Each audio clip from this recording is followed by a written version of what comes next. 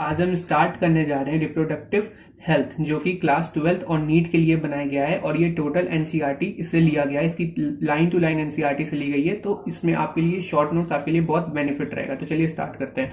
Healthy reproduction organ with normal function, ठीक है, मतलब जो आपके रिप्रोडक्टिव ऑर्गन हो वो पहली बात हेल्दी रहे और वो नॉर्मली फंक्शन करते रहे। According to WHO, world health organisation, आप डब्ल्यूएचओ का आए दिन आजकल नाम बहुत सुन रहे होंगे। Health define as it is total well being in all expect. अब वो एक्सपेक्ट कौन कौन से हैं?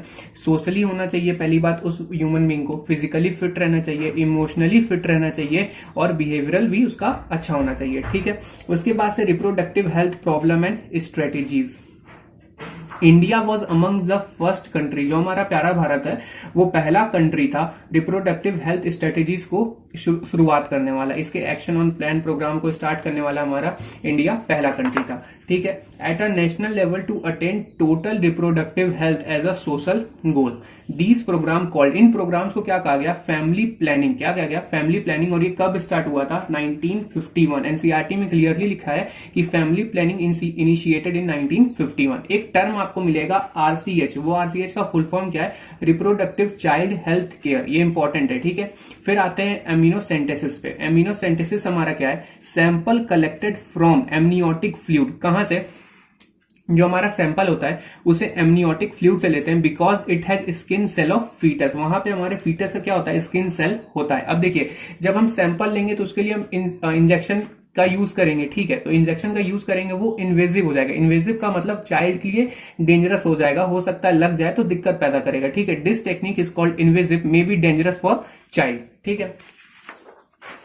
अब देखिए, amniocentesis use to find genetical disorder. इसका हम यूज क्यों करते हैं? कि हम जेनेटिकल डिसऑर्डर बता पाए फीटस का क्या डिसऑर्डर है क्या नहीं, ठीक है। तो अमीनोसेंटेसिस पॉसिबली इन बिटवीन, ये कब से कब हो सकता है, मतलब इसका कोई टाइम पीरियड होगा, तो ये 14 टू 16 वीक में होगा, ठीक है। याद रखिएगा 14 से 16 वीक के बीच में किया जाएगा, ठीक है। और अमीनोसेंटेसिस का सेक्स डिटर्मिनेशन के लिए भी यूज करते थे, जो कि इलीगल है, ठीक है। इसका आप सेक्स डिटर्मिनेशन के लिए यूज नहीं कर सकते, जो कि इलीगल है, ठीक है। एमिनोसेंटेसिस you can't find morphological disorder. आप चाहें कि मॉर्फोलॉजिकल डिसऑर्डर अमीनोसेंटेसिस से बता पाएं तो ये पॉसिबल नहीं है। तो मॉर्फोलॉजिकल डिसऑर्डर किसी का कैसे पता चलेगा? वो हमारा पता चलेगा अल्ट्रासाउंड से। अल्ट्रासाउंड से आप किसी क्या मॉर्फोलॉजिकल डिसऑर्डर है ये आप पता लगा सकते हो। अल्ट्रासाउंड में क्या होता है? हमारा अल्ट्रासोनिक वेव होते हैं जो कि हेल्प करते हैं। तो मॉर्फोलॉजिकल का हमारा एग्जाम्पल क्या है? Cleft palate. क्लेफ्ट पैलेट इसका एग्जाम्पल है, और जो कि फॉलिक एसिड की कमी से होता है, ठीक है। देखिए, आते सीडीआरआई पे। सीडीआरआई हमारा कहां पे है? लखनऊ में है, ठीक है। कहां पे? ये लखनऊ में है, ठीक है। और इसका फुल फॉर्म क्या है? Central drug research institute. क्या है? Central drug research institute. इसने क्या डेवलप किया था? इसने एक सहेली पिल डेवलप किया था, जो कि एक कॉन्ट्रासेप्टिव पिल है, ओरल कॉन्ट्रासेप्टिव पिल है, और ये नॉन स्टेरॉइडल इन नेचर है, ठीक है। नॉन स्टेरॉइडल है। It is made up of salt. ये किसका बना हुआ है? सॉल्ट का बना हुआ है, जिसको हम बोलते हैं सेंट्रोक्रोमैन। क्या बोलते हैं सॉल्ट को? Centchroman. It is once a week pill. आपको जैसे स्टेटमेंट से पता चल रहा है कि इसको आप हफ्ते में सिर्फ एक बार ही लेना है। और ये क्या ब्लॉक करता है? It block formation of oestrogen receptor. ये एस्ट्रोजन को नहीं ब्लॉक करता है। ये एस्ट्रोजन को तो बनने देता है, लेकिन एस्ट्रोजन को जो रिसेप्टर्स होते हैं उनको ब्लॉक कर देता है, ठीक है। तो जैसे मानिए ओव्यूलेशन तो होगा, लेकिन अगर इम्प्लांटेशन नहीं होगा। क्यों? इम्प्लांटेशन के होने के लिए क्या चाहिए होता है? इंडोमेट्रियम हेल्दी होना चाहिए। इम्प्लांटेशन के होने के लिए हमारा क्या होना चाहिए? इंडोमेट्रियम हेल्दी होना चाहिए। लेकिन क्या होगा अगर हमारा एस्ट्रोजन नहीं निकलेगा? अगर एस्ट्रोजन हमारा मतलब बन तो रहा है लेकिन उसका रिसेप्टर नहीं बन रहा, तो क्या होगा? इंडोमेट्रियम की जो वॉल होगी वो अच्छी नहीं होगी, ठीक है। तो वहां पे इम्प्लांटेशन नहीं होगा। ओव्यूलेशन हमारा होता है लेकिन इम्प्लांटेशन नहीं होता। इम्प्लांटेशन क्यों नहीं होता है? क्योंकि हमारा एस्ट्रोजन का फॉर्मेशन रुक जाता है। तो एस्ट्रोजन का हमारा फॉर्मेशन अगर रुका हुआ है तो जो हमारा इंडोमेट्रियम है उसका फॉर्मेशन क्या होगा? अच्छे से नहीं होगा, ठीक है। Better awareness about sex related matter, increase number of medical assisted deliveries. और ये किस लिए किया गया? कि हमारी जो पोस्ट नेटल केयर है वो बहुत अच्छे से हो सके, ठीक है। फिर आते हैं इस population stabilisation and birth control पे। यहां पे क्या हुआ? Increase health facilities. जब आप किसी की हेल्थ फैसिलिटीज को बहुत ज्यादा बढ़ा दिया गया। अब कोई भी बीमार होता था तो उसकी बहुत अच्छे से देखरेख होती थी, तो उसके मरने के चांसेस क्या होते थे? बहुत ही कम हो जाते थे। तो इससे क्या हुआ? Decrease death rate. तो एक चीज देखिए, जहां से क्वेश्चंस पूछने के बहुत ज्यादा इंपॉर्टेंट चांसेस है, मतलब बहुत ज्यादा चांसेस है क्वेश्चन पूछने के, तो वो क्या है, देखिए हमारा the world population is 2 billion और 200 मिलियन इन 1900 में वर्ल्ड, मतलब वर्ल्ड की पॉपुलेशन कितनी थी, 2 बिलियन थी, ठीक है। जब 2000 आया तो 2000 में वर्ल्ड की पॉपुलेशन कितनी हो गई, 6 बिलियन हो गई। और फिर जब 2011 आया तो वहां पे वर्ल्ड की पॉपुलेशन कितनी हो गई, 7.2 बिलियन हो गई। तो आप देख सकते हैं पॉपुलेशन में बढ़ने का ग्रोथ, ठीक है। फिर उसके बाद से हम इंडिया की बात करते हैं। इन 1947 at the time of independence, ठीक है, इन 1947 इंडिया पॉपुलेशन वाज 350 मिलियन, कितनी थी, 350 million. But in 2000 1 billion India population, मतलब 350 मिलियन से कितनी हो गई, 1 बिलियन हो गई। इन 2011 इंडिया पॉपुलेशन कितनी बढ़ गई, फिर से 1.2 बिलियन। अब रीजन क्या है इतनी तेजी से पॉपुलेशन बढ़ने का, तो rapid decline in death rate. अभी मैंने आपको बताया कि प्रीनेटल केयर हमारी अच्छी हो गई, उसके बाद से जो हमारी हेल्थ फैसिलिटीज थी वो बहुत अच्छी हो गई, तो इससे क्या हुआ, हमारा डेथ रेट कम हो गया, ठीक है। Rapid decline in death rate due to health facilities increases, ठीक है। फिर उसके बाद से एमएमआर हमारा क्या होता है, मैटरनल मोर्टेलिटी रेट। जैसे मानिए जो मदर होती है, जब वो बच्चे को बर्थ देती है, जब उसकी डिलीवरी होती है, तो उस केसेस में क्या होता था, उस पेन की वजह से बहुत सारी जो मैटरनल थी हमारी, उनकी डेथ हो जाती थी। जो बेटर हेल्थ फैसिलिटीज जब हुई हमारी, तो उसमें क्या हुआ, एमएमआर का रेट भी डिक्लाइन हो गया, ठीक है। अब आते हैं इन्फेंट मोर्टिलिटी रेट। तो इन्फेंट मोर्टिलिटी रेट में क्या होता है, जब बच्चे की डिलीवरी हो रही होती है, जब वो बच्चा पैदा हो रहा होता है, तो उस केस में क्या होता है कि बेटर हेल्थ केयर ना मिलने की वजह से उसकी डेथ हो जाती है। लेकिन फिर क्या हुआ, जब बेटर हेल्थ फैसिलिटीज आई तो इन्फेंट मोर्टिलिटी रेट भी क्या हो गया, कम हो गया, ठीक है। इंक्रीज, ये पॉइंट इंपॉर्टेंट है, increase in the number of people of a reproducible age, मतलब रिप्रोड्यूसिबल एज के जो लोग थे वो क्या हो गए, बहुत ज्यादा बढ़ गए, ठीक है। According to 2011 census report the population growth rate was less than 2%, मतलब 2011 के सेंसस रिपोर्ट में यह पाया गया कि जो पॉपुलेशन ग्रोथ रेट था वो क्या हो गया, 2% से घट गया है, ठीक है। The most important step to overcome the problem, जो हमारी गवर्नमेंट ने स्टेप लिया इस प्रॉब्लम को, मतलब काफी तेजी से पॉपुलेशन बढ़ने वाले प्रॉब्लम को कम करने के लिए, टू मोटिवेट, याद रखिएगा ये सारी एनसीईआरटी की लाइन है, ठीक है। To motivate smaller family by using various contraceptive method, मतलब यहाँ पे कॉन्ट्रासेप्टिव मेथड को प्रमोट किया जाने लगा, ठीक है। By using advertisement as well as poster and bills. अब किस तरीके की एडवर्टीजमेंट दे जा रहे थे पोस्टर और बिल्स पे, तो देखिए, तो उस समय एडवर्टीजमेंट क्या दिए जा रहे थे और पेपर और बिल्स पे क्या क्या छपाया जा रहा था, तो उस पे 2 कपल्स थे विद 2 चिल्ड्रंस, ठीक है, और स्लोगन दिया गया हम दो हमारे दो, ठीक है। फिर उसके बाद से राइजिंग ऑफ मैरिजेबल एजेस, जो लोगों की मैरिजेबल एजेस थी उसको बढ़ा दी गई, जैसे कि फीमेल के लिए 18 ईयर और मेल के लिए 21 ईयर कर दी गई, ठीक है।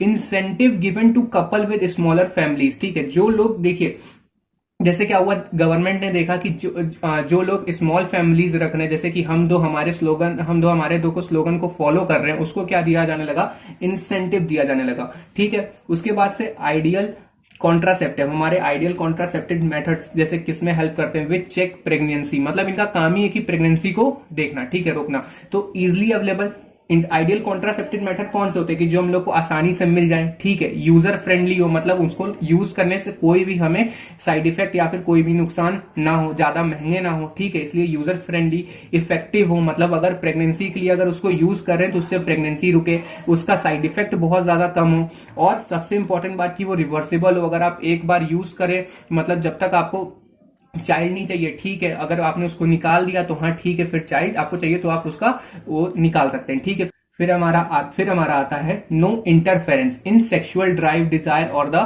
Sexual act. जैसे आप उसका आइडियल कॉन्ट्रासेप्टिव का यूज करें तो आपके सेक्सुअल डिजायर, कोइटस में कोई भी तरीके की प्रॉब्लम ना है, ठीक है। कॉन्ट्रासेप्टिव मेथड, तो हमारे पहला कॉन्ट्रासेप्टिव मेथड है नेचुरल मेथड। जैसा कि आपको नाम से पता चल रहा है कि नेचुरल मेथड में यहाँ पे किसी भी तरीके का केमिकल, किसी भी चीज का यूज नहीं करने वाले, ठीक है। तो यहाँ पे नेचुरल मेथड से जैसे कि उसके पार्ट्स हैं, तो पीरियोडिक एब्स्टेंस, ठीक है, कोइटस विड्रॉल, और तीसरा है लैक्टेशनल एमनियोरिया। तो नेचुरल मेथड है work on the principle of avoiding chances of ovum and sperm meeting, ठीक है, मतलब यहाँ पे ओवम और स्पर्म की मीटिंग को ही रोकना है। ठीक है, तो पहला हम देखते हैं पीरियोडिक एब्सटेंस। तो पीरियोडिक एब्सटेंस को हम जानते हैं रिदमिक मेथड से और सेफ पीरियड के नाम से। तो जैसे कि क्या होता है, अवॉइड कोइटस, इसमें क्या करते हैं, avoid coitus from 10 to 70 days of menstrual cycle. जो आपकी मेंस्ट्रुअल साइकिल होती है उसमें क्या करते हैं 10 से लेकर के 17 दिन तक हम लोग कोइटस को क्या करेंगे, अवॉइड करेंगे। क्यों? क्योंकि जो हमारा 14th डे होता है वो हमारा ओव्यूलेशन का डे होता है। किसका डे होता है? ओव्यूलेशन का डे होता है। ठीक है, तो 14 डे से 3 दिन पहले और 14 डे से 3 दिन बाद हमें क्या करना है, कोइटस को अवॉइड करना है। इसलिए 10 to 17 days of menstrual cycle हमको क्या करना चाहिए, कोइटस को अवॉइड करना चाहिए। और इसमें क्या होता है, इस पीरियड में क्या होता है कि हाईली चांसेस होते हैं कि फर्टाइल होने के बहुत ज्यादा हाई चांसेस होते हैं। ठीक है, फर्टिलाइजेशन होने के, इस पीरियड को हम फर्टाइल पीरियड भी बोलते हैं।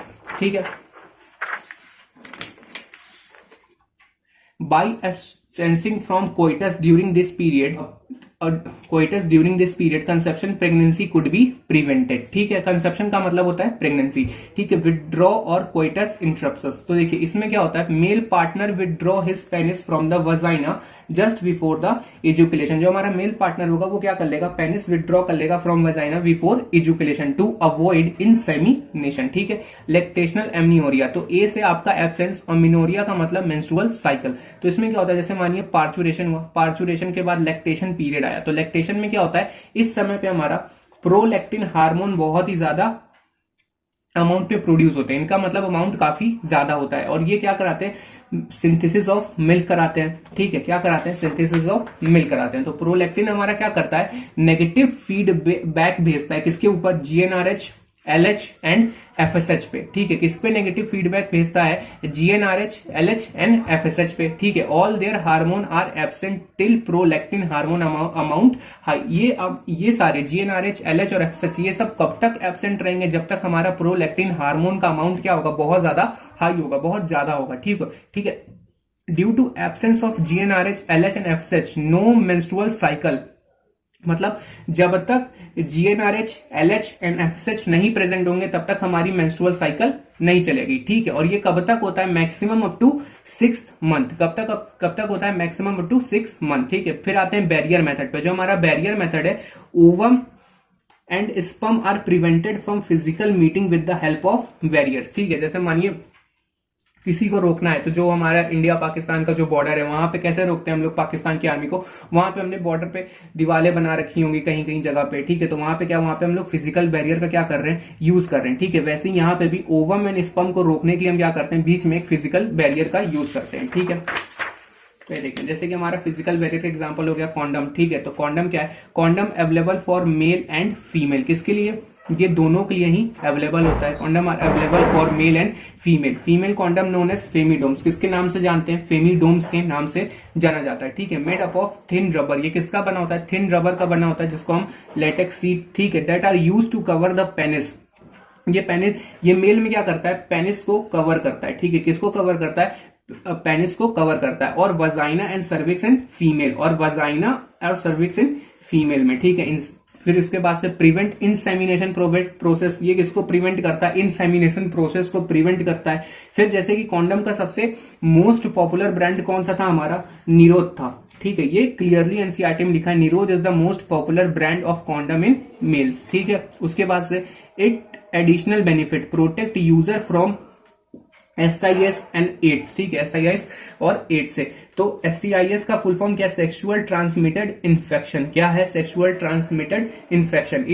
इसकी एडिशनल बेनिफिट क्या है कि protect user from STIs and AIDS. ठीक है, याद रखिएगा। और जो पुरानी एनसीईआरटी है उसमें एसटीडी करके दिया गया है, और नई एनसीईआरटी में एसटीआईएस करके दिया गया है, तो पुरानी एनसीईआरटी वाले इसको चेंज कर लेंगे। ठीक है, फिर देखिए both male and female condom are disposable. मतलब ये डिस्पोजेबल है, मतलब केवल आप इसका एक बार ही यूज कर सकते हैं। कितनी बार यूज कर सकते हैं, केवल एक बार। ठीक है, can be self inserted. Self inserted का मतलब इसमें यूजर को प्राइवेसी मिलेगी, मतलब किसी भी डॉक्टर किसी भी नर्स का इसको यूज करने के लिए जरूरत नहीं पड़ेगा। तो इसका एक पॉइंट मतलब समरी देख लेते हैं, ये नॉन रीयूजेबल है, privacy to user, protection from STIs and AIDS. ठीक है, अच्छा देखिए कॉन्डम से ही मिलते जुलते हमारे 3 चीजें और होती है, जैसे कि डायफ्राम, सर्विकल कैप और वॉल्ट्स, लेकिन इसका यूज कौन करता है, सिर्फ फीमेल में ही इसका यूज होता है। ठीक है, these barrier are made up of rubber, ये किसकी बनी होती है, रबर्स की बनी होती है। ठीक है, देन देखते हैं फिर से, inserted into female reproductive tract to cover cervix, तो इसको कहां पे इंसर्ट किया जाता है, फीमेल रिप्रोडक्टिव ट्रैक्ट में इंसर्ट किया जाता है टू कवर सर्विक्स। ठीक है, they block the entry of sperm through cervix, ये किसकी एंट्री को रोक देते हैं, स्पर्म की एंट्री को रोक देते हैं थ्रू सर्विक्स। ठीक है, दे आर रीयूजेबल, तो कॉन्डम में क्या था कि हम उसको रीयूज नहीं कर सकते थे, लेकिन डायफ्राम, सर्वाइकल कैप का इसमें क्या है कि हम इसको रीयूज कर सकते हैं। ठीक है, और ये लेकिन इसकी एक दिक्कत है कि ये STIs के अगेंस्ट प्रोटेक्शन नहीं देता, और हमारा कॉन्डम जो था वो STIs और एड्स के अगेंस्ट में प्रोटेक्शन देता था। और देखिए इस प्रोटेक्शन को यूज करने के लिए क्या करते हैं कि जैसे मानिए कोई डायफ्राम और सर्वाइकल कैप का यूज कर रहा है, तो इसके ऊपर हम लोग स्पर्मिसाइडल क्रीम या फिर जेलीज और फोम्स का यूज कर सकते हैं कि जो हमारा जो प्रोटेक्शन का रेट हो वो और ज्यादा बढ़ जाए। ठीक है, are usually used along with these barrier to increase their contraceptive efficiency. ठीक है, उसके बाद से देखिए हमारा IUDs। ठीक है, IUDs क्या है, IUDs का फुल फॉर्म क्या है, इंट्रा यूट्राइन डिवाइस, जैसा कि आपको नाम से ही पता चल रहा है इंट्रा यूट्राइन डिवाइस, तो ये कहां इंसर्ट पे होगा, इंसर्ट विद इन यूट्रस, ये यूट्रस के अंदर इंसर्ट होगा। ठीक है, these device are inserted by doctors और expert nurse in the uterus through vagina. ठीक है, इसको आप किसी एक्सपर्ट नर्स या फिर डॉक्टर से ही इंसर्ट करवा सकते हैं, ये खुद से मतलब घर पे ही आप इसको इंसर्ट नहीं कर सकते हैं। ठीक है, तो इसका मतलब क्या है, इसका मतलब ये कि it does not give privacy to user, जो इसका यूजर होगा उसको प्राइवेसी नहीं मिलेगी। ठीक है, उसके बाद से IUDs, नॉन मेडिकेटेड IUDs। ठीक है, नॉन मेडिकेटेड IUDs हमारा लिपेज लूप इसका एग्जांपल है, ये क्या करता है, इंक्रीज फाइगोसाइटोसिस ऑफ स्पर्म, ये स्पर्म की फाइगोसाइटोसिस करता है विद इन द यूट्रस। ठीक है, तो नॉन मेडिकेटेड IUDs का एग्जांपल याद रखिएगा जो कि है लिपेज लूप। ठीक है, और ये क्या करता है, फेगोसाइटोसिस करता है स्पर्म का। ठीक है, नेक्स्ट देखिए कॉपर रिलीजिंग IUDs, तो कॉपर रिलीजिंग IUDs के एग्जांपल कौन कौन से,